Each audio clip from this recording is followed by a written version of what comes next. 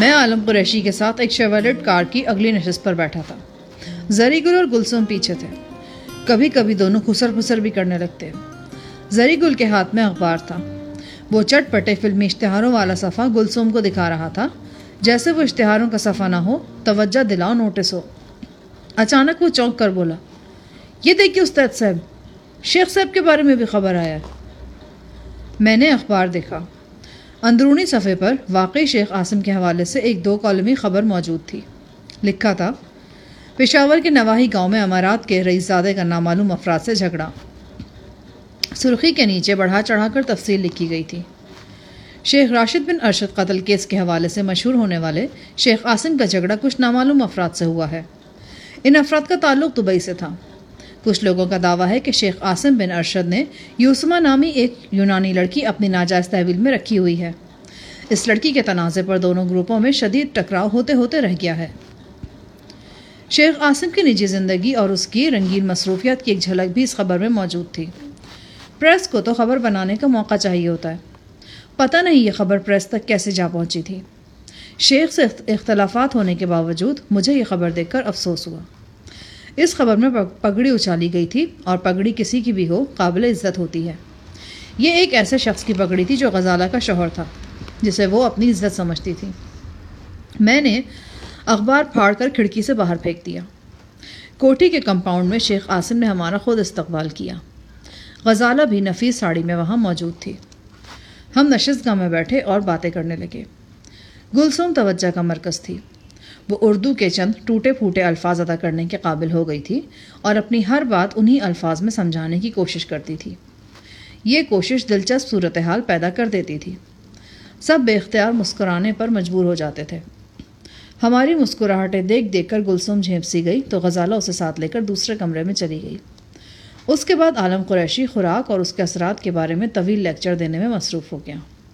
شیخ عاصم بھی خوش دلی سے گفتگو میں حصہ لے رہا تھا۔ 2-3 روز پہلے جو ناگوار واقعہ پیش آیا تھا، اس کے اثرات شیخ کی گفتگو یا تاثرات میں بالکل نظر نہیں آتے تھے۔ 2 ہی دن میں جیسے وہ سب کچھ بھول چکا تھا۔ کھانا بہت شاندار تھا۔ شیخ عاصم نے بے حد تکلف سے کام لیا تھا۔ پاکستانی ڈشوں کے علاوہ چند عربی ڈشیں بھی تھیں۔ شیخ بہت گھل مل کر باتیں کر رہا تھا۔ خاص طور سے میرے ساتھ اس کا رویہ بہت انسیت کا تھا۔ وہ اپنے خاندانی پس منظر اور نجی زندگی کے حوالے سے بے تکلف باتیں کر رہا تھا۔ یوں لگتا تھا کہ وہ میرے قریب آنے کی شعوری یا لاشعوری کوشش کر رہا ہے۔ ہم کھانا کھا کر جانے کی تیاری کر رہے تھے جب اتفاقاً شیخ عاصم کا ایک مہمان بھی آ گیا۔ یہ ایک دراز قامت خوبرو عربی نوجوان تھا۔ یہی عاصم کا وہ ایاز نامی بھتیجا تھا جس کے رشتے کی بات اس نے میرے ساتھ کی تھی۔ یہ نوجوان خندہ پیشانی کے ساتھ سب سے ملا۔ عاصم نے مجھ سے خصوصی طور پر اس کا تعارف کرایا۔ نوجوان کی آنکھوں میں تیز چمک تھی۔ اس چمک کو ذہانت کے ساتھ منسوب کیا جا سکتا تھا اور حد سے زیادہ بڑھی ہوئی تیز تراری کے ساتھ بھی۔ بظاہر تو یہی لگا تھا کہ یہ نوجوان اتفاقاً آ گیا ہے۔ ویسے یہ بھی ہو سکتا تھا کہ یہ کوئی پلاننگ ہو۔ بہرحال نوجوان کے ساتھ مل کر میری طبیعت مقدر ہو گئی اور شیخ عاصم کے گھر باقی کے 5-10 منٹ میں نے بیزاری کے عالم میں گزارے۔ اگلے روز سپہر کے وقت غزالہ کا فون آ گیا۔ زری گل اور گلسوم کا حال احوال پوچھ کر وہ بولی، شاہ جہاں ایک بات کہوں، برا تو نہیں مانیں گے؟ ہاں کہو۔ ایاز آپ سے ملنا چاہتا ہے۔ وہ آپ سے بڑا متاثر ہوا ہے۔ خاص طور سے گلگت کے سفر میں آپ کے ساتھ جو واقعات پیش آئے ہیں وہ اس کے لیے حیرت انگیز ہیں۔ وہ آپ کی زبان سے کچھ واقعات سننا چاہتا ہے۔ اس کے علاوہ ہاں کہو۔ وہ سروج کو بھی دیکھنا چاہتا ہے۔ بڑا تجسس ہے اس کو اس بارے میں۔ دراصل یونیورسٹی میں سائیکالوجی اور پیرا سائیکالوجی اس کے پسندیدہ مضامین رہے ہیں۔ وادی کے بارے میں حیران کن باتیں سن کر وہ بڑا موٹیویٹ ہوا ہے۔ ہاں ایسا تو ہوتا ہے۔ وہ آپ سے ملنا چاہتا ہے۔ بھائی آج تو مجھے 2 کام کرنے ہیں۔ اگر وقت مل گیا کل تو اسے فون کروں گا۔ کہیں آپ ٹالنے کی کوشش تو نہیں کر رہے؟ نہیں، ایسی بات نہیں ہے۔ چند لمحے لائن پر خاموشی رہی۔ پھر میں نے کہا، عاصم اب کیسا ہے؟ 2-3 روز کچھ بجھے سے رہے ہیں، اب ٹھیک ہے۔ بجھے کیوں؟ وہی جو گاؤں میں بات ہو گئی تھی، لڑکی والی بات۔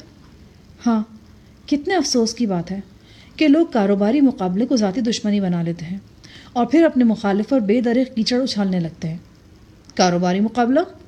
ہاں، یہ ہالوک نام کا شخص دبئی میں آسم کا کاروباری حریف بھی رہا ہے۔ کسی وقت یہ ذاتی فائدے کے لیے آسم کے آگے پیچھے گھومتا تھا، اور اب کیسے کیسے بیہودہ الزامات لگا رہا ہے۔ یہ ذاتی اناد کے سوا اور کچھ بھی نہیں ہے شاہ جہان۔ تمہارا مطلب ہے کہ یوسما نامی اس لڑکی کا کوئی وجود نہیں ہے؟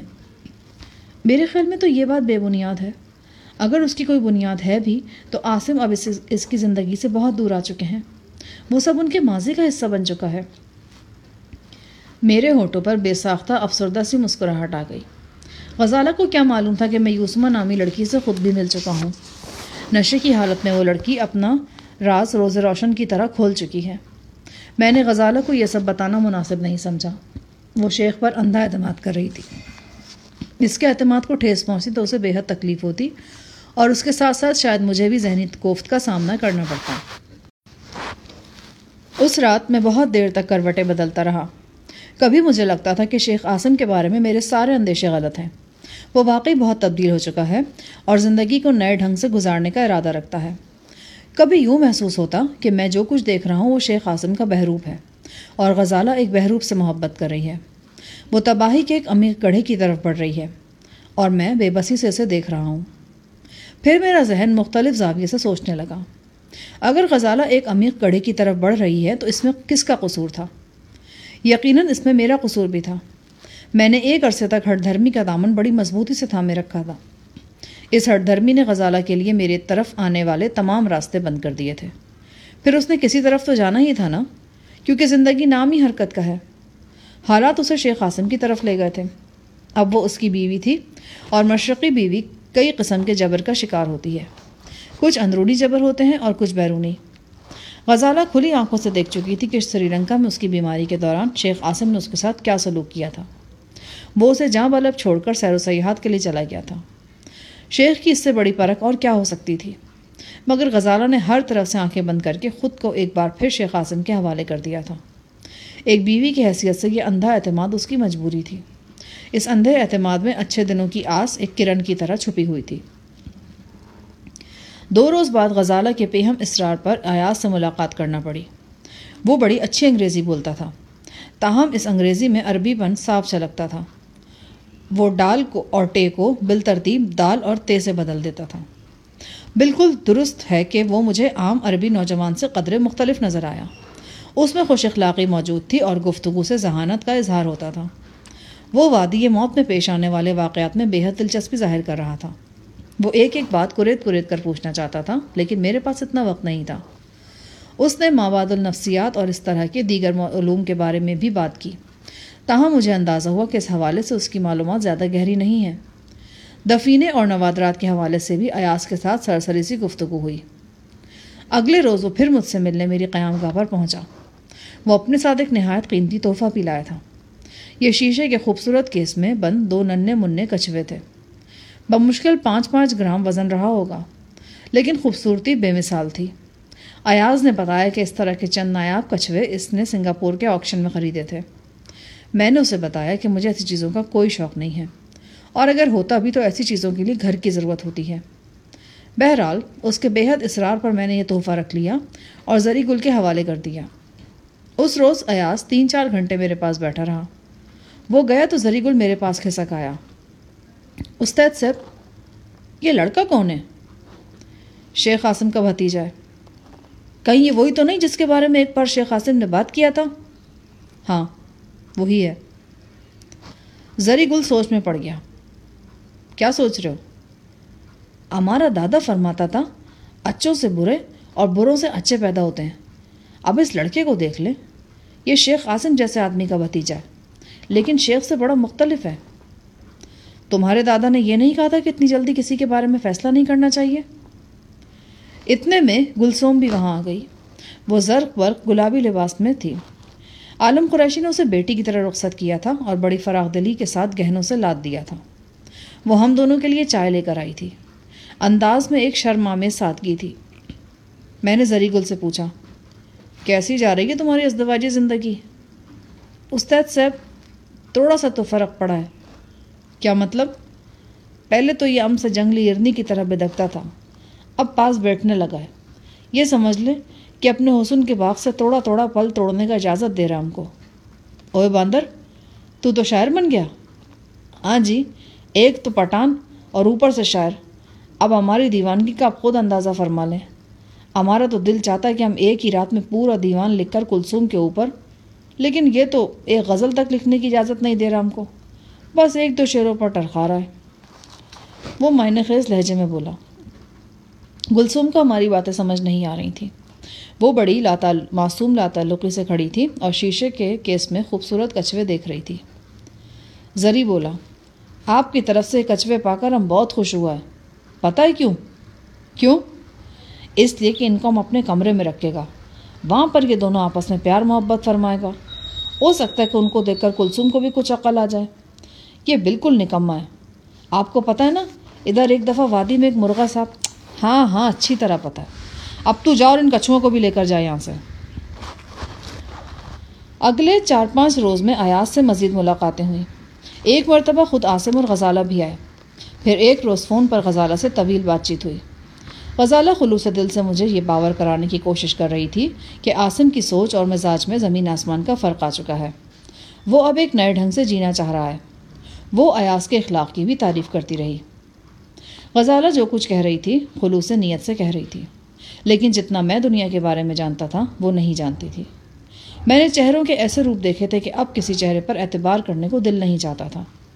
ایک روز اچانک مجھے یاد آیا کہ عاصم کے ایک بہت پرانے کاروباری حریف اشارے برانڈ کمپنی کا مینیجر الطاف ایک کوآپریٹو شخص ہے اور اس سے عاصم کے خاندان کے بارے میں معلومات حاصل کی جا سکتی ہے۔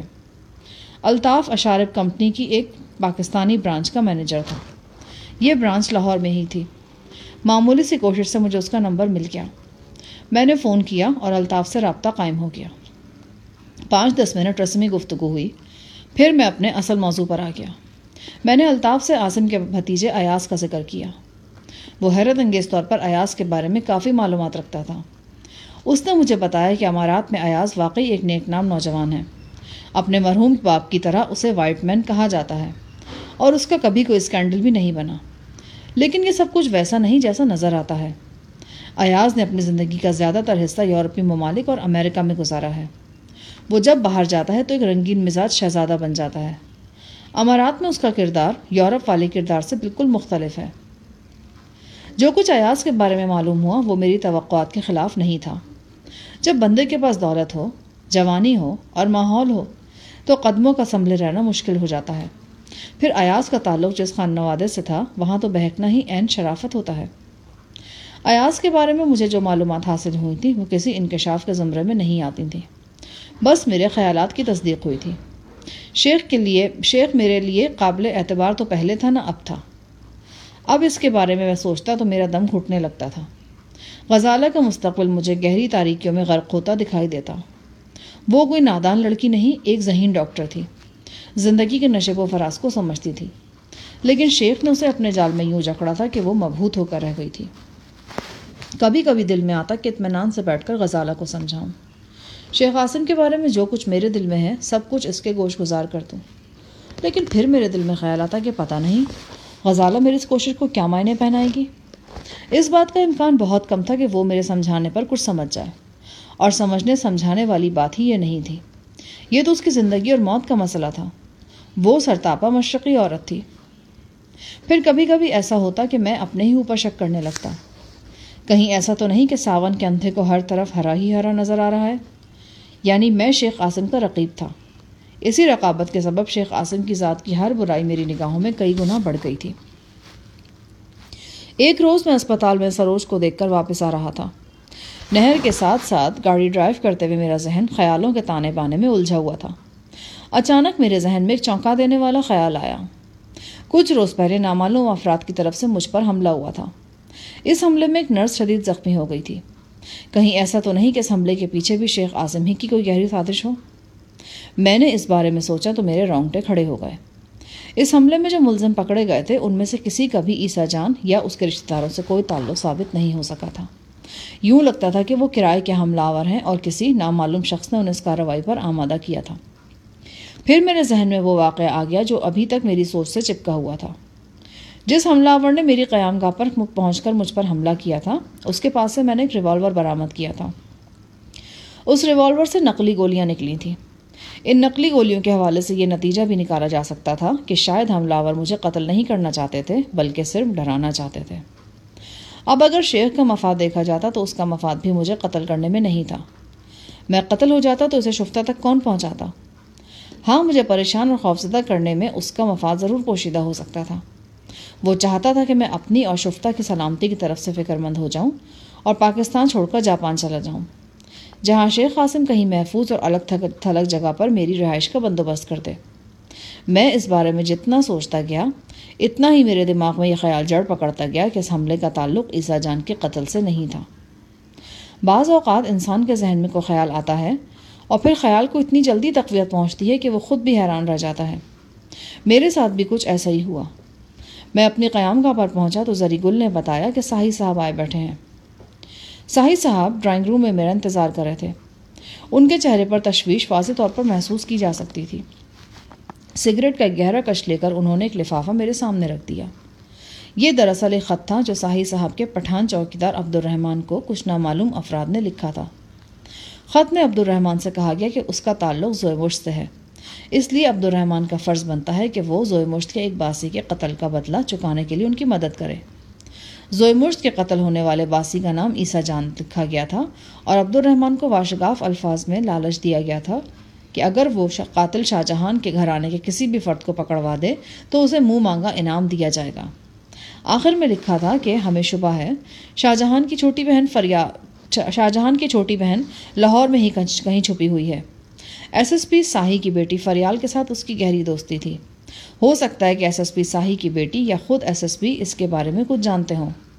اگر تم اس سلسلے میں کوئی مفید اطلاع فراہم کر سکو تو ہم تمہیں خوش کر دیں گے۔ خط میں بہت سی نازیبہ باتیں بھی لکھی ہوئی تھیں جن سے قبائلیوں کے غم و غصے کا اظہار ہوتا تھا۔ ساحی صاحب نے بتایا کہ عبد الرحمن نے وفاداری کا ثبوت دیتے ہوئے یہ خط فوراً ان کے حوالے کر دیا تھا۔ میں نے ایک بار پھر خط غور سے پڑھا۔ تحریر سے یہ صاف ظاہر کرنے کی کوشش کی گئی تھی کہ یہ خط کسی قبائلی نے لکھا ہے، لیکن نہ جانے کیوں میرا دل گواہی دینے لگا کہ یہ خط کسی پٹھان یا قبائلی کا نہیں ہے، اس کے پیچھے کوئی اور ہاتھ ہے، اور یہ وہی ہاتھ ہے جو مجھے اپنے اور شفتہ کے بارے میں فکر مند کرنا چاہ رہا ہے۔ شفتہ جس جگہ پناہ گزیر تھی وہ جگہ ایک سربستہ راز تھی۔ ساحی صاحب کے سوا کسی کو معلوم نہیں تھا کہ وہ کہاں ہیں۔ بالفرض اگر کوئی مجھے پکڑ لیتا اور میرے جسم کی ایک ایک پور کو بدترین اذیت سے دوچار کر دیتا، پھر بھی میں اسے شفتہ کے بارے میں کچھ نہیں بتا سکتا تھا۔ یہی پوزیشن زری گل، صفدر یا غزالہ کی تھی۔ وہ لوگ جو شفتہ کو تلاش کرنا چاہ رہے تھے ان کے پاس یہ ایک مناسب راستہ تھا کہ وہ شفتہ کے حوالے سے مجھے اس قدر تشویش میں مبتلا کر دیں کہ میں بدحواس ہو کر شفتہ کا ٹھکانہ تبدیل کرنے کی کوشش کروں اور وہ لوگ مجھے ٹریپ کر لیں۔ میں جب ان واقعات کی کڑیاں شیخ قاسم کی اس خواہش سے ملاتا کہ میں جلد از جلد جاپان چلا جاؤں تو مجھے شیخ اور ان واقعات میں ربط محسوس ہونے لگتا تھا۔ یہ بات ذہن میں آتی تھی کہ شیخ قاسم مجھ پر دو طرفہ دباؤ ڈال رہا ہے۔ ایک طرف تو وہ دن رات میرے قریب آنے کی کوشش کر رہا ہے اور مجھ سے رشتہ داری کی باتیں کر رہا ہے، دوسری طرف قبائلیوں کی آڑ لے کر وہ مجھے خوفزدہ کر رہا ہے۔ جو 2 بندے پکڑے گئے تھے ساحی صاحب، وہ کہاں ہیں؟ جوڈیشنل ریمانڈ پر کوٹ لکھپت جیل میں۔ کچھ معلوم ہو ان سے؟ کچھ بھی نہیں۔ وہ آزاد قبائلی علاقے کے کسی زمرد خان کا نام لیتے ہیں اور کہتے ہیں کہ اسی کے کہنے پر انہوں نے تمہارا کھوج لگایا تھا اور حملہ کیا تھا۔ زمرد خان کا کوئی کھوج نہیں لگایا گیا؟ اس کا کچھ پتہ نہیں، وہ ایک مفرور شخص ہے، اس تک پہنچنا بہت دشوار کام ہے۔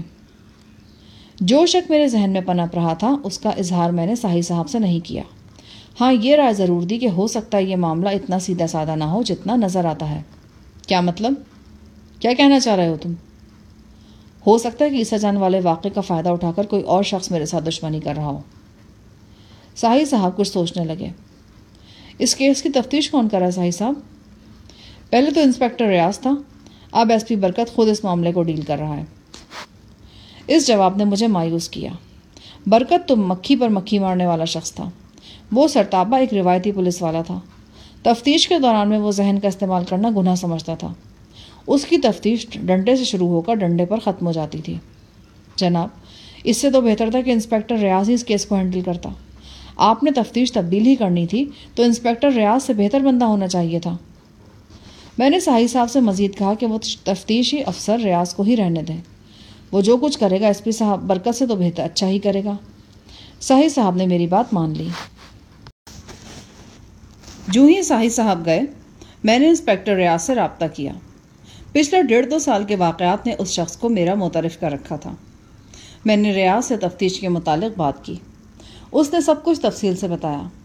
آخر میں بولا، شاہ جہان صاحب، آپ سے باتیں کرتے ہوئے ایک اور بات میرے ذہن میں آئی ہے۔ کیوں نہ دونوں ملزموں میں سے ایک ملزم کو رہا کر دیا جائے؟ ممکن ہے کہ اس کا تعاقب کرنے سے کوئی کام کی بات معلوم ہو جائے۔ طریقہ تو خیر کافی پرانا ہے، اگر احتیاط سے آزما سکتے ہو تو آزما لو۔ ریاض کو کچھ ضروری ہدایات دے کر میں نے سلسلہ منقطع کر دیا۔ میں ریاض کی تفتیش کے سلسلے میں اتنا پر امید نہیں تھا، لیکن صرف 48 گھنٹے کے اندر ریاض نے ایک سنسنی خیز رپورٹ دی۔ وہ لاہور کے بازار حسن کے ایک ہوٹل سے بول رہا تھا۔ اس نے بتایا کہ وہ حملے کے ایک ملزم زمانی کا تعاقب کرتا ہوا یہاں پہنچا ہے۔ ملزم زمانی ایک کوٹھے پر موجود ہے، اور حیرت کی بات یہ ہے کہ وہ زمرد خان، جس کے بارے میں قیاس کیا جا رہا تھا کہ وہ دور دراز قبائلی علاقے میں روپوش ہے، وہ اسی کوٹھے پر مزے سے بیٹھا ہے اور روز چاپے کھانے کے ساتھ ساتھ ایک رقاصہ سے اٹکھیلیاں کر رہا ہے۔ میں نے انسپیکٹر ریاض کو شاباش دینے کے بعد ضروری ہدایات دی اور ایک لمحہ ضائع کیے بغیر بازار حسن کی جانب روانہ ہو گیا۔ بازار حسن میں معمولی جدوجہد کے بعد زمرد خان نامی شخص کو گرفتار کر لیا گیا۔ وہ ایک خطرناک شخص تھا، مگر بے خبری میں پکڑا گیا تھا، اس لیے شدید مزاحمت نہ کر سکا۔ اسے کڑے پہرے میں پولیس اسٹیشن لایا گیا۔ یہاں 2-3 گھنٹے کی محنت کے بعد زمرد خان نے بہت کچھ قبول کر لیا۔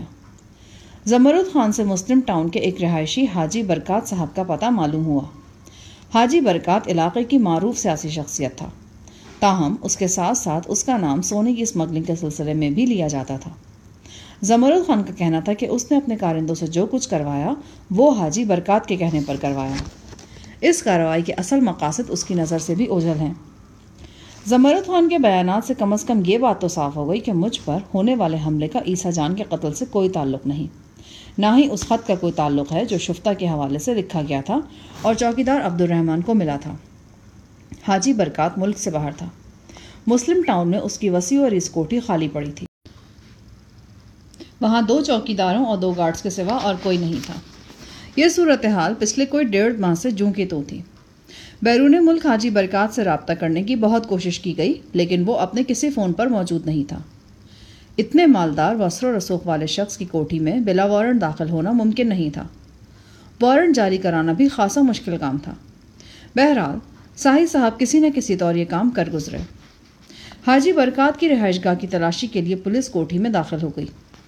رات کو جس وقت کوٹھی کی تلاشی شروع ہوئی، قریباً اسی وقت میں شیخ عاصم اور غزالہ کے ساتھ پرل کانٹیننٹل میں ایک ڈنر میں شریک تھا۔ یہ غزالہ اور شیخ عاصم کی شادی کی سالگرہ تھی۔ ہاں، 2 برس پہلے آج ہی کے روز غزالہ مسز شیخ عاصم بنی تھی، اور میرا اور غزالہ کا دم توڑتا ہوا تعلق ایک آخری ہچکی لے کر خاموش ہو گیا تھا۔ آج ہی کے روز وہ سب کچھ مجھ سے چھن گیا تھا جو میرے بچپن اور جوانی کا اثاثہ تھا۔ میں خوش و خرم غزالہ کو دیکھ رہا تھا اور سوچ رہا تھا کیا اس کے ذہن کے کسی گوشے میں یہ بھی سوچے ہیں، لیکن غزالہ کا چہرہ ایک عورت کا چہرہ تھا، اسے پڑھنا آسان نہیں تھا۔ شیخ بڑے خوشگوار موڈ میں تھا، سگار سلگاتے ہوئے بولا، بھائی آج تمہارے سامنے میں غزالہ کے ذمے کام لگانا چاہتا ہوں۔ میں چاہتا ہوں کہ یہ تمہارے لیے خوبصورت دلہن ڈھونڈے۔ غزالہ مسکرائی، لیکن میں ہی کیوں ڈھونڈوں؟ اس لیے کہ تمہارے لیے کام بے حد آسان ہوگا۔ تم شاہ جہان کی پسند و ناپسند بہت اچھی طرح سمجھتی ہو۔ جو خوبیاں تمہارے اندر ہیں وہی اس کی دلہن کے اندر ڈھونڈ لینا۔ یہ 1 منٹ میں ہاں نہ کہے تو میرا نام بدل دینا۔ مجھے تو اپنے اندر خامیاں ہی خامیاں نظر آتی ہیں۔ بھائی یہ بھی ایک خوبی ہے، یہ خوبی بھی دلہن میں ضرور ہونی چاہیے۔ قد کاٹ، رنگ، عمر سب کچھ ملنا چاہیے، بلکہ اگر نام بھی ملتا جلتا ہو تو کیا ہی کہنے، مثلاً شمائلہ، نائلہ وغیرہ۔ غزالہ نے ایک دل نواز ناراضگی سے عاصم کو گھورا۔ بھائی اس میں گھورنے والی کیا بات ہے؟ ماضی ایک حقیقت تھا اور حال بھی ایک حقیقت ہے۔ اگر ان دونوں حقیقتوں کے درمیان مشابہت کا تھوڑا سا تعلق باقی رہ جائے گا تو کون سی قیامت آ جائے گی؟ عاصم، آپ موضوع نہیں بدل سکتے؟ کس قدر افسوس کی بات ہے، جس شخص کو یہ بات کہنی چاہیے وہ تو خاموش بیٹھا ہے، اور تم موضوع بدلنے کا کہہ رہی ہو۔ میں انہی کی ترجمانی کر رہی ہوں۔ What an understanding! شیخ عاصم نے آنکھیں گھما کر کہا، غزالہ ایک بار پھر شکایتی نظروں سے عاصم کو دیکھنے لگی۔ میں ان دونوں کی ہلکی پھلکی گفتگو سن رہا تھا، لیکن ذہن کہیں اور الجھا ہوا تھا۔ میں تصور کی نگاہوں سے دیکھ رہا تھا کہ حاجی برکات نامی شخص کی کوٹھی میں تلاشی ہو رہی ہے۔ ساحل صاحب کی زیر نگرانی پولیس کے سپاہی پوری کوٹھی میں پھیلے ہوئے ہیں۔ اس تلاشی کا فائدہ اس صورت میں تھا کہ اگر شیخ عاصم اور حاجی برکات کے درمیان کسی طرح کا بھی لنک ثابت ہو جاتا۔ اگر ایسا ہو جاتا تو میرا اس خیال کی بہت حد تک تصدیق ہو جاتی کہ چند روز پہلے مجھ پر جو حملہ ہوا ہے اس میں شیخ عاصم ملوث تھا۔ یہ کتنا تہلکہ خیز انکشاف ہوتا۔ میرے سامنے مسکراتے چہرے والی غزالہ بیٹھی تھی۔ وہ پچھلے چند مہینوں سے شیخ کو ایک بالکل بدلا ہوا آدمی تصور کر رہی تھی اور اپنی کامیابی پر بار بار خدا کا شکر ادا کرتی تھی۔ میں اس کی تمانیت دیکھتا تو دل میں بے ساختہ یہ خواہش جاگ اٹھتی کہ غزالہ کی تمام خوش فہمیاں درست ثابت ہو جائیں، میں شیخ کے خلاف کوئی بھی واضح ثبوت نہ ڈھونڈ سکوں اور شیخ کی نسبت میرے دل میں پائے جانے والے تمام اندیشے اپنی موت آپ مر جائیں۔ پھر غزالہ کو اس کے حال پر چھوڑ کر میں کہیں دور چلا جاؤں گا، کسی ایسی جگہ جہاں شیخ عاصم میرا پیچھا نہ کر سکے، نہ اس کی وہ شرط میرا سکون برباد کر سکے جس میں میری بہن کا نام آتا تھا۔ شیخ عاصم بہت بڑی غلط فہمی میں تھا۔ وہ میرے لیے مٹی تھا، لیکن اگر وہ سونا بھی ثابت ہو جاتا تو بھی میرے لیے ممکن نہیں تھا کہ اپنی بہن کی شادی اس کے خاندان میں کر دیتا۔ میں یہ تصور بھی نہیں کر سکتا تھا کہ میری بہن اپنے سسرال میں قاتل کی بہن سمجھی جائے اور اسے دیکھ کر کسی کے ذہن میں یہ خیال تک آئے کہ وہ ایک دشمنی کے خاتمے کے لیے دلہن بنی ہے۔ اگر میں عاصم کی اصلیت جاننے کی کوشش کر رہا تھا تو اس کی وجہ خدا نخواستہ یہ نہیں تھی کہ میں عاصم کی شرط ماننے کے بارے میں سوچ رہا تھا، میں تو صرف غزالہ کے مستقبل کا سوچ رہا تھا۔ اگر شیخ کی اصلیت وہ نہیں تھی جو شیخ ظاہر کر رہا تھا تو پھر ان قریب غزالہ پر مصیبت کے پہاڑ ٹوٹ سکتے تھے۔ شیخ جانتا تھا کہ میں آج بھی غزالہ سے محبت کرتا ہوں۔ مجھے راہ راست پہ لانے کے لیے وہ وفا پیشہ بیوی پر عرصہ حیات تنگ کر سکتا تھا، اسے قتل تک کر سکتا تھا۔ پارٹی سے فارغ ہو کر میں رات 1 بجے گھر پہنچا۔ زری گل کے کمرے کے پاس سے گزرا تو گلسوم کی دبی دبی ہنسی سنائی دی، پھر زری کے گنگنانے کی آواز آئی، خوشی سے کیوں نہ گائے، ہمارا دل بھی گا رہا ہے۔ میں اپنے کمرے میں پہنچا ہی تھا کہ فون کی گھنٹی بجنے لگی۔ دوسری طرف ساحل صاحب تھے۔ شاہ جہاں، تمہارے لیے ایک بڑی خبر ہے، میں ابھی 10-15 منٹ میں پہنچ رہا ہوں۔ میرا دل یک بار کی دھڑک اٹھا۔ ساحل صاحب معلوم نہیں کون سی خبر لا رہے تھے۔ بہرحال اتنا اندازہ تو مجھے تھا کہ یہ خبر کوٹھی کی تلاشی کے حوالے سے ہوگی۔ 15 منٹ میں نے سخت بے چینی میں گزارے۔ حسب معمول ساحل صاحب عقبی گیٹ سے اندر آئے۔ وہ ڈرائنگ روم میں پہنچے تو ان کے ہاتھ میں نے ایک بڑا لفافہ دیکھا۔ پتہ نہیں اس لفافے میں کیا تھا۔ یہ لو، یہ تمہارے شیخ عاصم کے بارے میں ہے۔ میں نے لفافہ کھولا۔ اس میں کئی کاغذات تھے، چند خطوط تھے، کچھ رجسٹریاں تھیں، ایک فون انڈیکس بھی تھا۔ میں یہ کاغذات دیکھتا رہا اور میرے خون کا دباؤ بڑھتا رہا۔ شک کی گنجائش بہت کم رہ گئی تھی۔ یہ کاغذات ثابت کر رہے تھے کہ شیخ عاصم اور حاجی برکات نہ صرف ایک دوسرے کو اچھی طرح جانتے ہیں بلکہ ماضی میں ان کا کاروباری واسطہ بھی رہا ہے۔ حاجی برکات امارات سے سونا خریدتا رہا تھا اور وہاں شیخ عاصم کی ایک فرم یہی کام کرتی تھی۔ زمرد خان اور حاجی برکات کا تعلق ثابت ہو چکا تھا اور اب حاجی برکات اور شیخ عاصم کے درمیان بھی لنک نکل آیا تھا۔ میرا دماغ لٹو کی طرح گھومنے لگا۔ وہ سارا دن میں نے سخت بے قراری کے عالم میں گزارا۔ اگلی رات بھی نیند آنکھوں سے کوسوں دور رہی۔ میری توقع کے عین مطابق عاصم 2 چہروں والا آدمی ثابت ہو رہا تھا۔ یہ غزالہ کی بدقسمتی تھی کہ وہ اس 2 چہروں والے شخص کی بیوی تھی، اور اس سے بڑا المیہ یہ تھا کہ میں غزالہ کو شیخ کے دوہرے چہرے کے بارے میں قائل نہیں کر سکتا تھا۔ بے شک شیخ کے دوہرے چہرے کے بارے میں ثبوت موجود تھے، لیکن یہ ثبوت اتنے نمایاں نہیں تھے کہ غزالہ کو متاثر کر سکتے۔ اگر میں غزالہ کو جا کر بتاتا کہ اسپتال میں مجھ پر ہونے والا حملہ عیسیٰ جان کے ساتھیوں نے نہیں خود شیخ عاصم نے کروایا تھا تو غزالہ کا ذہن کبھی بھی یہ بات تسلیم نہیں کرتا۔ میں اسے قائل کرنے کے لیے ساری تفصیل بتاتا تو بھی وہ قائل نہ ہوتی۔ میرے پاس سب سے بڑا ثبوت یہی تھا نا کہ حاجی برکات سے شیخ عاصم کا کاروباری تعلق رہا ہے۔ وہ اس کا جواب یہ دیتی کہ عاصم کا کاروباری تعلق تو بے شمار لوگوں سے رہا ہے۔ اگر وہ لوگ کوئی غیر قانونی کام کرتے ہیں تو اس کا الزام عاصم کے سر تو نہیں تھوپا جا سکتا۔ بالکل ایسے ہی غزالہ نے یوسما کے بارے میں ہر دلیل کو رد کر دیا تھا۔ رات کے کسی پہر نیم غنودگی کی حالت میں مجھے ایک عجیب احساس ہوا۔ اسے جاگتی آنکھوں سے سپنا بھی کہا جا سکتا ہے۔ مجھے یوں لگا کہ جیسے میرے سامنے دیوار پر ایک فلم چل رہی ہے۔ اس فلم میں مجھے غزالہ نظر آ رہی ہے اور شیخ بھی نظر آ رہا ہے، لیکن ان دونوں کے چہروں پر وہ مسکراہٹ نہیں ہے جو پرسوں شادی کی سالگرہ پر نظر آئی تھی۔ عاصم کا چہرہ غضب سے بگڑا ہوا تھا اور غزالہ کا چہرہ دہشت سے کھنڈر ہو رہا ہے۔ عاصم چیخ رہا ہے، میں خون پہ جاؤں گا تیرا اور تیرے سیار کا۔ وہ غزالہ کی گریبان میں ہاتھ ڈالتا ہے اور اس کی قمیص پھٹتی چلی جاتی ہے۔ وہ روتی سے سکتی غزالہ کو بے لباس کر دیتا ہے۔ اس کا جسم دہشت سے سکڑا سمٹا ہے اور کانپ رہا ہے۔ عاصم ایک چرمی کوڑا ہوا میں لہراتا ہے اور شراب کی آواز سے غزالہ کے ننگے جسم پر رسید کرتا ہے۔ ایک خون جیسی سرخ لکیر غزالہ کی سفید پشت پہ نمودار ہو جاتی ہے اور پھر دوسری لکیر نمودار ہوتی ہے، پھر تیسری، پھر لکیروں کا جال سا بچ جاتا ہے۔ وہ عاصم کے قدموں کے قریب فرش پر لوٹ رہی ہے، چیخ رہی ہے۔ اپنی اوریانی کا خیال اس کے ذہن سے محو ہو چکا ہے۔ اس کے ہاتھ ظالم کوڑے کی زد سے بچنے کے لیے ہوا میں اٹھے ہوئے۔ خدا کے لیے عاصم، میرا قصور بتاؤ۔ تمہارا قصور یہ ہے کہ تم میرے دشمن سے محبت کرتی ہو۔ تمہارا قصور یہ ہے کہ تم نے اس شخص سے انتقام لینے میں میری مدد نہیں کی۔ تمہارا قصور یہ ہے کہ شاہ جہان کی بہن ابھی تک میری پہنچ سے دور ہے۔ تم اگر دل سے چاہتی تو یہ سب کچھ ہو سکتا تھا یہ سب کچھ۔ وہ پھر اسے بے دریغ مارنے لگتا ہے۔ میں نے اپنے سر کو زور سے جھٹکا۔ آنکھوں کے سامنے متحرک مناظر دھندلائے اور پھر اوجھل ہو گئے۔ میری سانس دھونکنے کی طرح چل رہی تھی، ہتھیلیوں پر پسینہ تھا۔ میرے دل سے یہ آواز ایک معتبر گواہی کی طرح بلند ہو رہی تھی کہ جو منظر میں نے ابھی خیال کی آنکھ سے دیکھا ہے وہ بہت جلد حقیقت کا روپ دھارنے والا ہے۔ پھر مجھے کیا کرنا چاہیے؟ وقت کا انتظار کرنا چاہیے اس سے پہلے کہ وقت ہاتھ سے نکل جائے؟ کچھ کر گزرنا چاہیے۔ ایک بار پھر وہی خیال میرے ذہن میں پوری شدت سے ابھرا۔ میرا دل چاہا کہ سارے اندیشے بالائے طاق رکھ کر، ساری مصلحتوں کو ٹھوکر مار کر غزالہ کو شیخ کی چار دیواری سے نکالوں اور کہیں دور لے جاؤں، بہت دور، جہاں وہ ہر مصلحت سے اور ہر مجبوری سے آزاد ہو جائے۔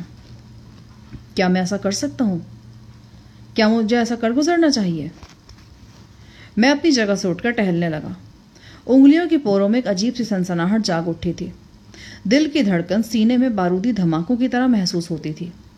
میرے اندر سے آواز آئی، شاہ جہان، ایک بار پھر سوچ لو، کہیں تم ایک برباد لڑکی کو مزید برباد کرنے تو نہیں جا رہے؟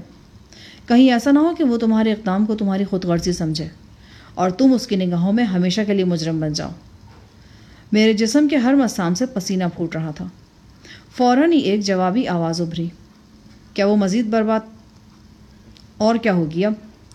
عاصم سے بڑا دشمن اس کے لیے اور کوئی نہیں ہے۔ تم یہ پرواہ نہ کرو کہ وہ کیا سمجھے گی، تم یہ دیکھو کہ اس میں بھلائی کس کی ہے۔ وہ عنقریب ایک خوفناک عفریت کی لپیٹ میں آنے والی ہے۔ پھر چچی فاخرہ اور چچا جلیس کا خیال میرے ذہن میں آیا۔ کہیں یہ تو نہیں ہوگا کہ غزالہ کے چچا اور چچی شیخ کے زیر عتاب آ جائیں گے؟ چچی دل کی مریضہ تھی، اس کے لیے کوئی بڑا صدمہ ناقابل برداشت تھا۔ چچی کیسی بھی تھی، بہرحال غزالہ کی تو ماں تھی۔ میں غیر ارادی طور پر ان دونوں کے بارے میں سوچنے لگا۔ اس مسئلے کا ایک حل میرے ذہن میں آ رہا تھا لیکن ابھی واضح نہیں تھا۔ اگلے روز دوپہر سے پہلے شیخ کا فون آ گیا۔ وہ آج کل فٹ بال میں بہت دلچسپی ظاہر کر رہا تھا۔ امارات کی ٹیم سے کل ایک یورپی ٹیم کا اہم میچ ٹی وی پر دکھایا جا رہا تھا۔ شیخ نے کہا کہ میں اس کی کوٹھی پر آ جاؤں، وہاں ہم اکٹھے میچ دیکھیں گے اور لنچ بھی کریں گے۔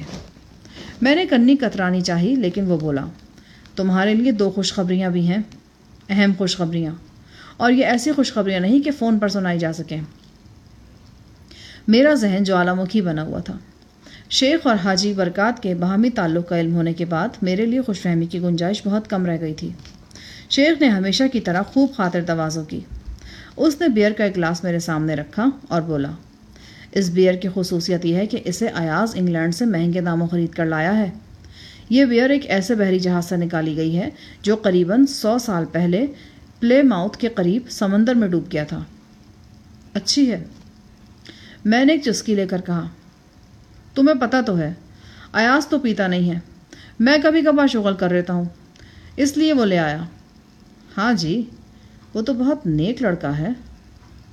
میں نے لفظ نیک پر زور دے کر کہا۔ عاصم نے ذرا چونک کر میری طرف دیکھا۔ میں نے کہا، ہاں، تم کسی خوشخبری کی بات کر رہے تھے؟ لو، اتنی اہم بات بھول کر ہم دوسری باتوں میں لگ گئے۔ سگار کا ایک طویل کش لے کر اس نے دھواں فضا میں چھوڑا۔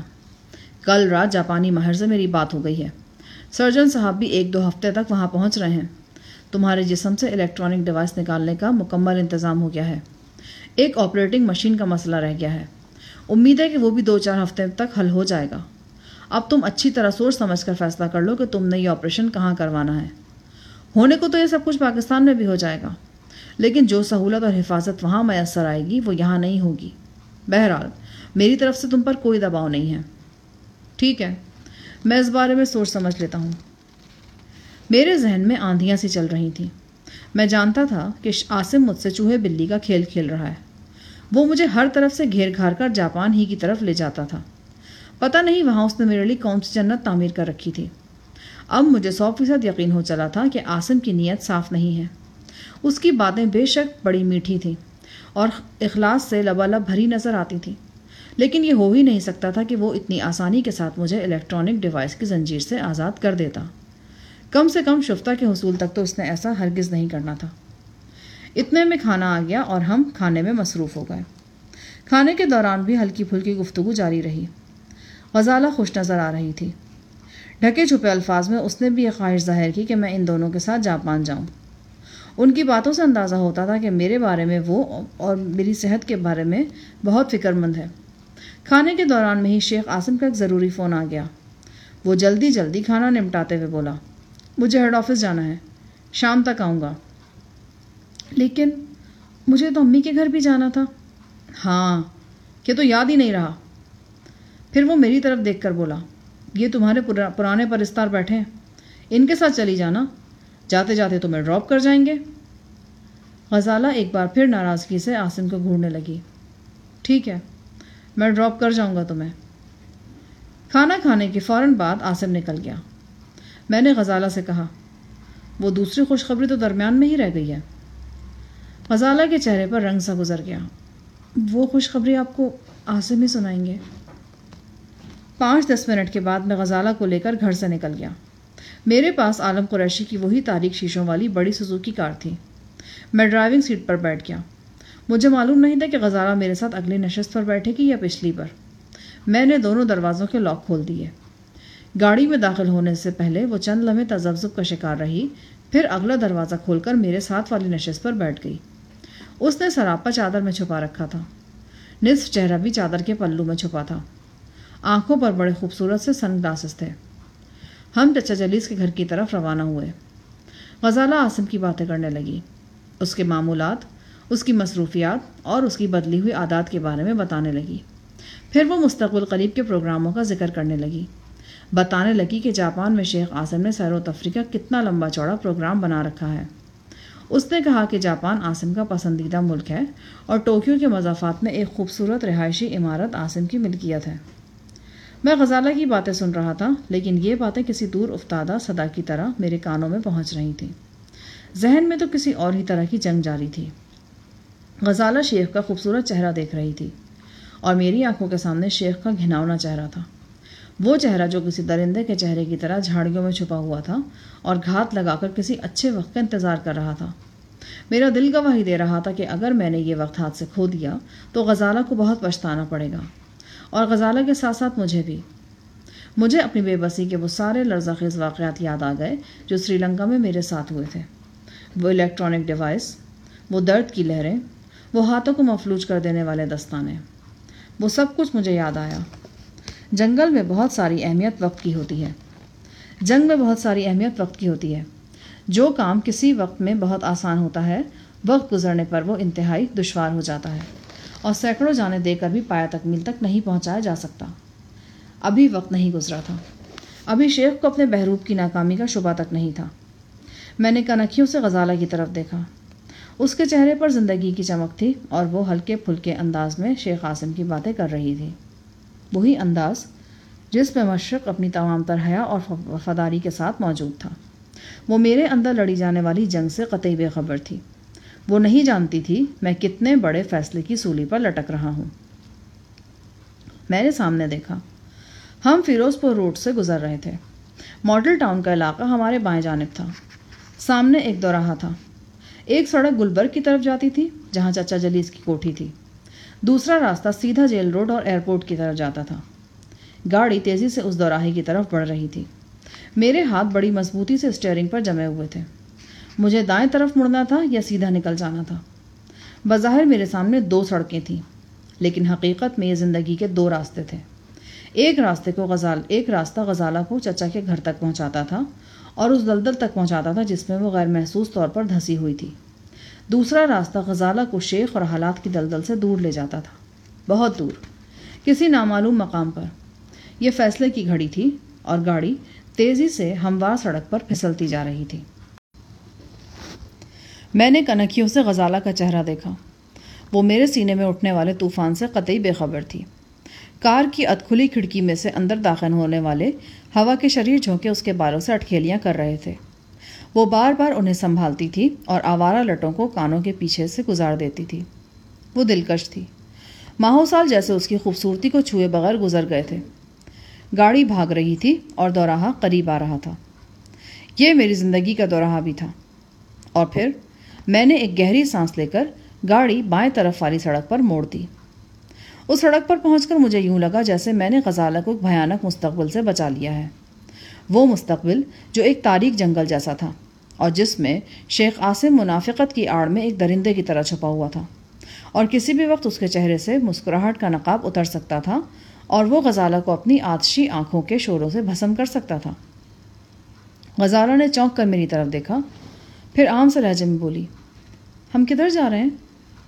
مجھے ایک ضروری ٹیلی فون یاد آ گیا ہے، یہاں قریبی PCO ہے، میں وہاں سے کال کر لیتا ہوں۔ کچھ آگے جا کر میں نے PCO کے سامنے گاڑی روک دی۔ غزالہ اندر ہی بیٹھی رہی۔ میں اٹھ کر فون بوتھ میں گھس گیا۔ سب سے پہلے میں نے چچا جلیس کے گھر کا نمبر ڈائل کیا۔ دوسری طرف چچی تھی۔ میری آواز پہچان کر اس کے لہجے میں حسب معمول تلخی عوض کرائی۔ خیریت ہے شاہ جہان؟ کیسے فون کیا ہے؟ خیریت نہیں ہے۔ کیا مطلب؟ تم اپنا ٹھکانہ کر لو، تمہارا چہیتا داماد شیخ عاصم آج کسی بھی وقت تمہارے گھر آ سکتا ہے۔ اگر تم نے میری بات نہ مانی اور شیخ کے آنے سے پہلے یہاں سے رفو چکر نہ ہوئی تو آج شیخ تمہیں اپنا اصل رنگ و روپ دکھا دے گا۔ مجھے خدشہ ہے کہ یہ روپ دیکھ کر تمہاری حرکت قلب بند نہ ہوئی تو کم از کم تمہیں ٹھیک ٹھاک دورہ تو ضرور پڑ جائے گا۔ کیا مطلب؟ کیا بکواس کر رہے ہو تم؟ حقیقت کہہ رہا ہوں میری پیاری چچی، میری دلی خواہش ہے کہ تم اپنے داماد کا اصل روپ نہ دیکھ پاؤ، وہ بڑا خوار کرے گا تمہیں۔ بہتر یہی کہ چچا کے ساتھ فوراً کہیں چلی جاؤں، کسی ایسی جگہ جہاں شیخ تمہیں نہ ڈھونڈ سکے۔ تم زبان سنبھال کر بات کر دو یا میں فون بند کروں؟ میں نے جو کہنا تھا کہہ دیا۔ غزالہ میرے ساتھ جا رہی ہے، لاہور سے باہر، شاید پاکستان سے باہر۔ غزالہ شیخ کی بیوی نہیں، زر خرید کنیز ہے، اور کنیز بھاگ جائے تو مالک اسے ڈھونڈنے کی کوشش میں بڑے ظالم ہو جاتے ہیں۔ بعض اوقات کنیز کے خونی رشتہ داروں کی کھال بھی ادھیڑ دیتے ہیں۔ خدا حافظ۔ سلسلہ منقطع کر کے میں نے صاحب صاحب کا نمبر ڈائل کیا۔ وہ گھر پر ہی مل گئے۔ ہیلو شاہ جہان، کہاں ہو تم؟ بڑے نازک مقام پر ہوں جناب۔ تم تو کبھی محفوظ مقام پر نہیں ہوتے۔ حاجی برکات اور شیخ عاصم کے کچھ مزید تعلقات کا بھی پتہ چلا ہے۔ امارات میں سونے کے کاروبار میں ان دونوں نے مشترکہ شیئرز بھی خرید رکھے ہیں۔ میرا خیال ہے کہ تمہارے شبہات کافی حد تک درست ہیں۔ جناب، اب تو شبہ کی کوئی گنجائش ہی نہیں رہی ہے۔ شیخ عاصم میرے خلاف گہری چال چل رہا ہے۔ شاید وہ چاہتا ہے کہ تم خوفزدہ ہو کر شفتہ سمیت کسی محفوظ مقام پر منتقل ہونے کی کوشش کرو اور وہ تمہیں چھاپ لے۔ اس کے علاوہ مجھے یقین ہے کہ صاحب، گستاخی معاف، میں آپ کی بات کاٹ رہا ہوں۔ دراصل میرے پاس وقت بہت کم ہے۔ میں نے آپ کو یہ بتانے کے لیے فون کیا کہ میں غزالہ کو شیخ کے چنگل سے بچا کر دور لے جا رہا ہوں۔ کہاں لے کر جا رہا ہوں یہ مجھے خود بھی معلوم نہیں۔ مجھے خدشہ ہے کہ میری یہ کارروائی شیخ کو پاگل کر دے گی۔ ہو سکتا ہے کہ وہ آپ کے لیے بھی مشکل پیدا کر دے۔ میں چاہتا ہوں کہ آپ اس کی طرف سے چوکس رہیں۔ کہ تم کیا کہہ رہے ہو شاہ جہان؟ میں اس وقت آپ کو تفصیل نہیں بتا سکتا جناب۔ جیسے ہی موقع ملا میں آپ سے رابطہ کروں گا۔ آپ پشاور میں زری گل کو فون کر دیں کہ وہ کچھ دنوں کے لیے ادھر ادھر ہو جائے۔ شیخ عاصم سے کچھ بعید نہیں۔ زری گل اپنی نئی نویلی دلہن گلسوم کے ساتھ ہنی مون منانے پشاور چلا گیا تھا۔ صاحب سناٹے میں تھے، کچھ لمحے کے لیے بول نہ سکے۔ میں نے اس خاموشی سے فائدہ اٹھاتے ہوئے انہیں جلدی سے خدا حافظ کہا اور فون بند کر دیا۔ چند لمحے تک میں فون بوتھ کے اندر ہی کھڑا سوچتا رہا۔ میرے جسم میں الیکٹرانک ڈیوائس موجود تھا، یہ ڈیوائس 10 کلومیٹر کے دائرے میں کام کرتا تھا۔ میرے لیے ضروری تھا کہ میں شیخ عاصم کے چوکس ہونے سے پہلے 10 کلومیٹر کے دائرے سے باہر نکل جاؤں۔ میرا ارادہ یہی تھا کہ راولپنڈی پہنچنے سے پہلے گاڑی نہیں روکوں گا۔ میں فون بوتھ سے نکلا تو غزالہ اسی طرح گاڑی میں بیٹھی تھی۔ وہ کوئی میگزین دیکھ رہی تھی۔ حالات کی طوفانی کروٹ کا اسے احساس تک نہیں تھا۔ میں نے 2 کالز کی پیمنٹ کی اور دھیمے قدموں سے چلتا ہوا واپس گاڑی میں آ بیٹھا۔ اتنی دیر لگا دی آپ نے؟ ہاں، بات ہی کچھ ایسی تھی۔ گاڑی ایک بار پھر روانہ ہو گئی۔ رخ وہی تھا جو فون کرنے سے پہلے تھا۔ آپ واپس نہیں مڑے؟ غزالہ، مجھ پر بھروسہ رکھتی ہو؟ یہ بھی کوئی پوچھنے والی بات ہے، مگر غزالہ، میں ابھی تمہیں سب کچھ تفصیل سے بتاتا ہوں، بس مجھے تھوڑا سا وقت دو۔ لیکن ہم جا کہاں رہے ہیں؟ غزالہ اب واضح طور پر پریشان تھی۔ بس تھوڑے ہی فاصلے پر ایک کوٹھی ہے، وہاں۔ اچانک میری نگاہ عقبی آئینے پر گئی۔ میری چھٹی حس نے احساس دلایا کہ ہمارا تعاقب ہو رہا ہے۔ میں نے جلدی چند سڑکیں تبدیل کی اور یہ ثابت ہو گیا کہ ایک سرخ ٹویوٹا جیپ ہمارے پیچھے آ رہی ہے۔ فاصلہ زیادہ تھا، پھر بھی مجھے اندازہ ہو رہا تھا کہ جیپ میں 2 سے زیادہ افراد موجود ہیں۔ کیا کوئی پیچھا کر رہا ہے؟ ہاں، کچھ ایسا ہی لگتا ہے۔ کون لوگ ہیں یہ؟ ابھی کچھ کہہ نہیں سکتا۔ یہ بات صحیح تھی کہ ابھی مجھے تعاقب کرنے والوں کے بارے میں ٹھیک سے خبر نہیں تھی۔ بہرحال میرا اندازہ تھا کہ یہ شیخ عاصم کے کارندے ہوں گے۔ شیخ اتنی آسانی سے بھروسہ کرنے والا آدمی نہیں تھا۔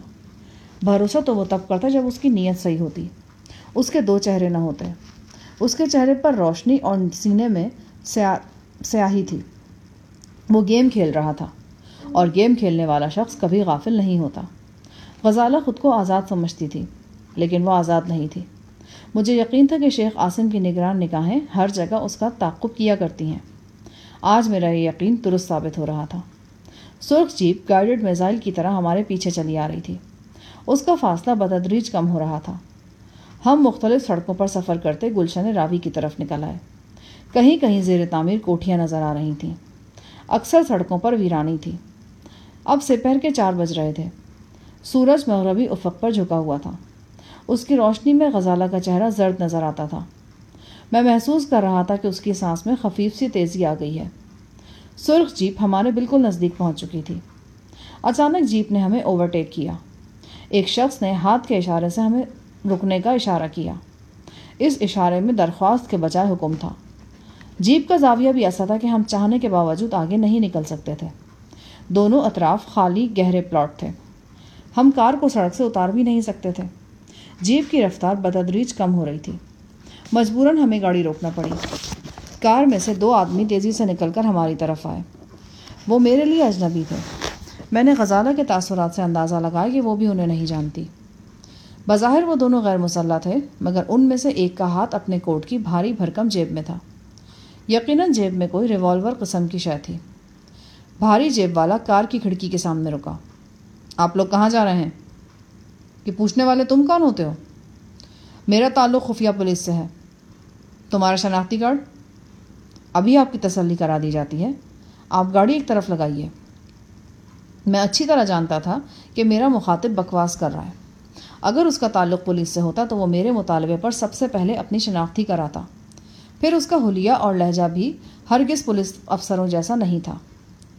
اچانک مجھے اندازہ ہوا کہ سرخ جیپ سے پیچھا چھڑانے کے لیے ایک سنہری موقع ہے۔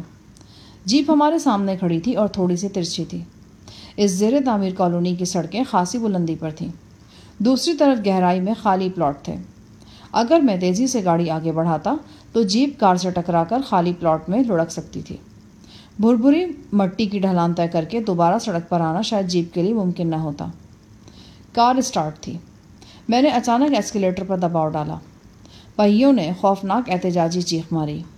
کمان سے نکلے تیر کی طرح گاڑی آگے بڑھی تو بھاری بھرکم جیپ والا لڑک کر دور جا گرا۔ اگلا نشانہ سرخ جیپ تھی۔ کار کے بمپر نے اس کی سائڈ پر ضرب لگائی۔ جیپ کی ہینڈ بریک نہیں کھینچی گئی تھی اور نہ ہی وہ گیئر میں تھی۔ وہ ناک کے بل 70 کا زاویہ بناتی ہوئی خالی پلاٹ میں لڑک گئی۔ میں نے بائیں ہاتھ سے غزالہ کی گردن کے نیچے جھکائی دی اور خود بھی حتی الامکان جھک گیا۔ ہمارے عقب سے تڑ تڑ کی آواز آئی۔ یہ ریپیٹر کے فائر تھے اور یقیناً ٹائر برسٹ کرنے کے لیے کیے گئے تھے۔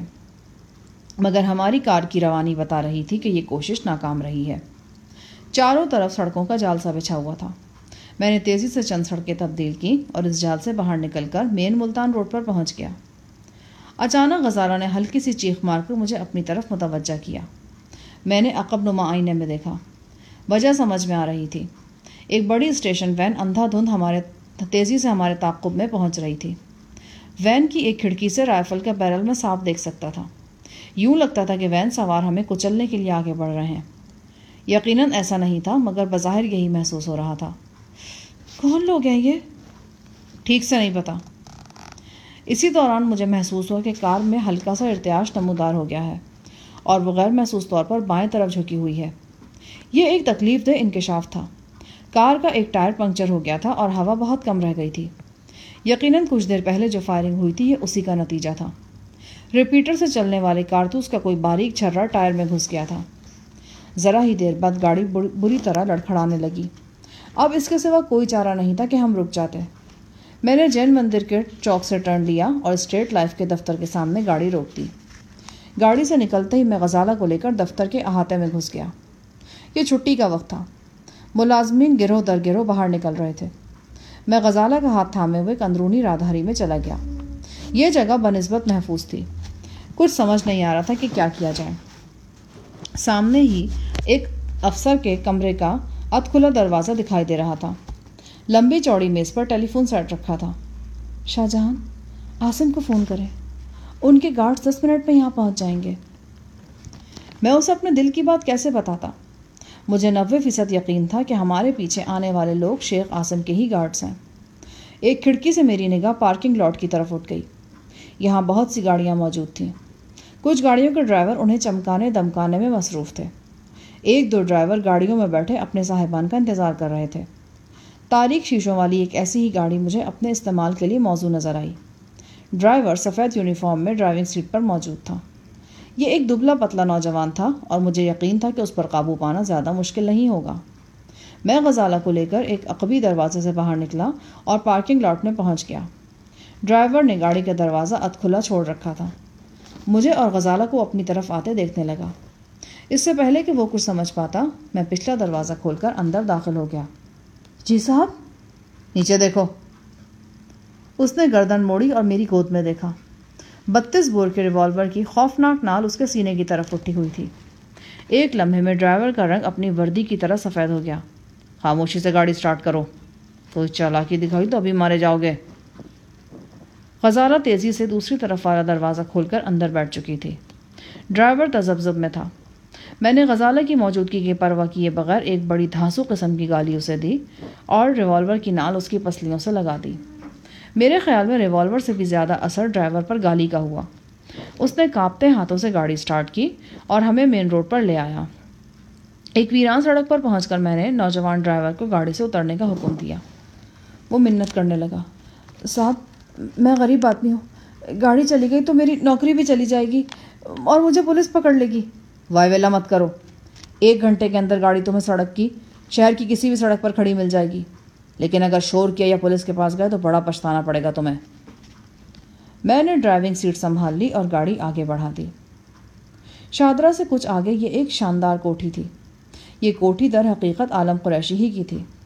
عالم قریشی اپنی دوسری بیوی کو علیحدہ رکھنا چاہتا تھا، اسی لیے یہ کوٹھی تعمیر کرائی گئی تھی۔ یہ کوٹھی مکمل آراستہ تھی، تاہم نامعلوم وجوہات کی بنا پر عالم قریشی ابھی یہاں منتقل نہیں ہوا تھا۔ میں اس کوٹھی کی چابی چپکے سے عالم قریشی کی دراز میں سے نکال لایا تھا۔ ایسا میں نے احتیاطاً کیا تھا، ورنہ میرا ارادہ تو سیدھا راولپنڈی جانے کا ہی تھا۔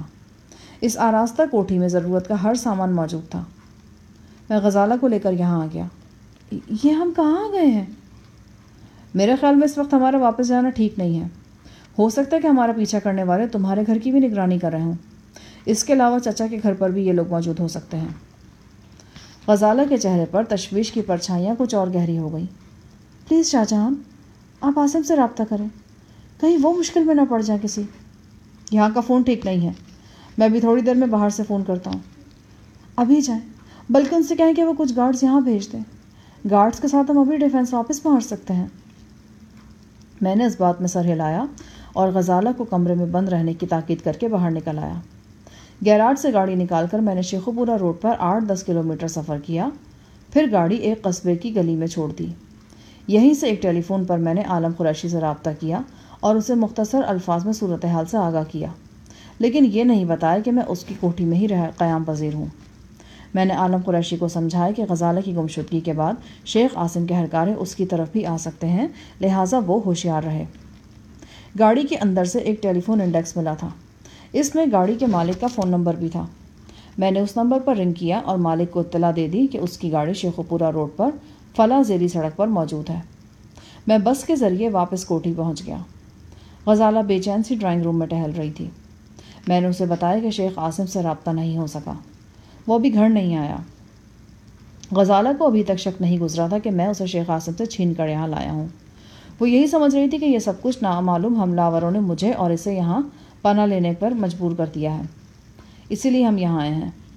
غزالہ کا خیال تھا کہ ان لوگوں کا تعلق قبائلی عیسیٰ جان کے ساتھیوں سے ہے۔ ایک قریبی ہوٹل سے میں پکا پکایا کھانا لے آیا۔ غزالہ نے 1-2 لقمے لیے۔ اس کی پریشانی ہر لحظہ بڑھتی چلی جا رہی تھی۔ وہ مجھے مجبور کرنے لگی کہ میں پھر جاؤں اور عاصم سے رابطہ کروں۔ میں اس کی تسلی کے لیے چلا گیا۔ واپس آ کر میں نے اسے بتایا کہ عاصم بالکل خیریت سے ہے، بہرحال اسے بھی خطرے کا احساس ہے اور اس نے مشورہ دیا ہے کہ ہم دونوں ابھی واپس آنے کی کوشش نہ کریں۔ عاصم نے ایسا کیوں کہا ہے؟ کیا وہاں بھی کوئی بات ہوئی ہے؟ غزالہ الجھن زدہ لہجے میں بولی، ہاں، کچھ لوگوں نے گھر کے سامنے ہوائی فائرنگ کی ہے۔ غزالہ خشک ہونٹوں پر زبان پھیر کر رہ گئی۔ لیکن میرا مطلب، ہم دونوں کہاں رہیں گے؟ میں نیچے رہوں گا، تو اوپر والی منزل پر جا کر سو جاؤ۔ میرا مطلب یہ نہیں تھا، میں کہنا چاہ رہی ہوں کہ آپ اکیلے ہیں۔ اگر وہ لوگ کھوج لگا کر یہاں پہنچ گئے تو کیا ہوگا؟ کچھ بھی نہیں ہوگا، تم بے فکر ہو جاؤ، جا کر اوپر والی منزل پر لیٹ جاؤ۔ نہیں، میں یہیں رہوں گی، اسی کمرے میں۔ میں قریبی صوفے پر بیٹھ گیا۔ غزالہ قالین پر بیٹھی تھی اور سوچ میں گم تھی۔ میرا دھیان بار بار اس الیکٹرانک ڈیوائس کی طرف جا رہا تھا جو میرے جسم میں موجود تھا۔ میرے ذہن میں بے شمار مرتبہ یہ شک گزر چکا تھا کہ اس ڈیوائس کی وجہ سے شیخ عاصم میری لوکیشن سے آگاہ ہو سکتا ہے۔ 10 کلومیٹر کے دائرے میں کہیں بھی ہوتا، شیخ مجھ تک پہنچ سکتا تھا۔ اس کا مطلب تھا کہ وہ اب بھی بہت جلد میرا کھوج لگا لے گا، لیکن ایک امید بھی تھی کہ شاید ایسا نہ ہو۔